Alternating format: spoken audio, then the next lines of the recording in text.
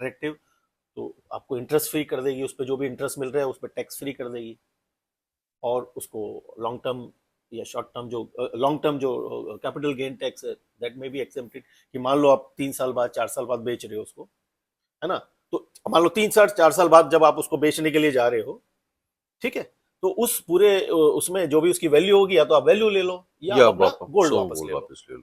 ठीक है, both option will be available, क्योंकि आपने फिजिकल गोल्ड उसको दे दिया। तो सॉवरेन गोल्ड बॉन्ड जो थे हाँ, हाँ। उसमें भी तो फिजिकल गोल्ड दे ना रहे ना थे। ना, उसमें कोई फिजिकल, वो तो खाली सर्टिफिकेट था। अच्छा। Sovereign gold what is the certificate, you forget about sovereign gold. हम गोल्ड मोनेटाइजेशन स्कीम तब की बात कर रहे हैं, और अब उसको अब कंपेयर नहीं, कर वो रहे हैं। उस इस स्कीम को और पिछली स्कीम को मैं अगर कंपेयर करना चाह रहा हूँ। नहीं, अभी इसमें एक की पॉइंट रह गया, अभी जी जो जो वाइटल पॉइंट है, मैंने जानबूझ के उसको रोक रखा था। जी अभी तक तो वो दोनों स्कीम सेम चल रही जी।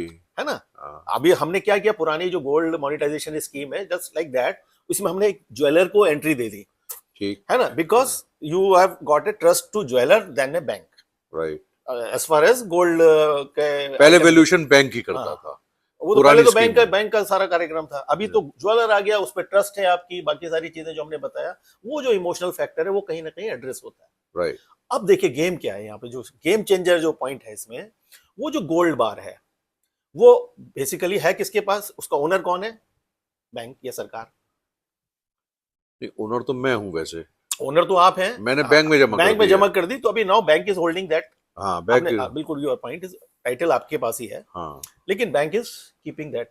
राइट। अब बैंक क्या करता है, वो जो गोल्ड बार है आपके पास क्या आ गया, सर्टिफिकेट आ गया, कागज। और जब आप चाहोगे तो मिलेगा आपको। ठीक है। अब वो जो गोल्ड बार इकट्ठा हो गया उस वॉल्ट में, जिसके टाइटल होल्डर बैंक हो गया, that bank can now lease it to the jeweller.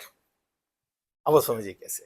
अच्छा। अब वो जो गोल्ड पड़ा हुआ है वो मार्केट में आ गया, वो गोल्ड नाउ बैंक क्या करेगा, ज्वेलर को दे देगा लीज पर।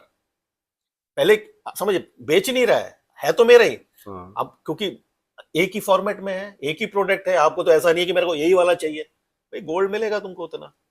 तो वो जो गोल्ड है, अब मान लीजिए कि 2.5% या 3% मेरे को गवर्नमेंट ब्याज दे रही है।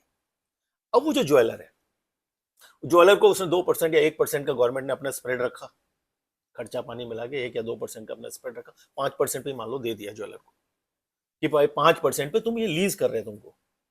अब तुम क्या करोगे, ज्वेलर को फायदा क्या है, उसका तो वर्किंग कैपिटल लग रहा है, 10% 12% पे वो ले रहा है।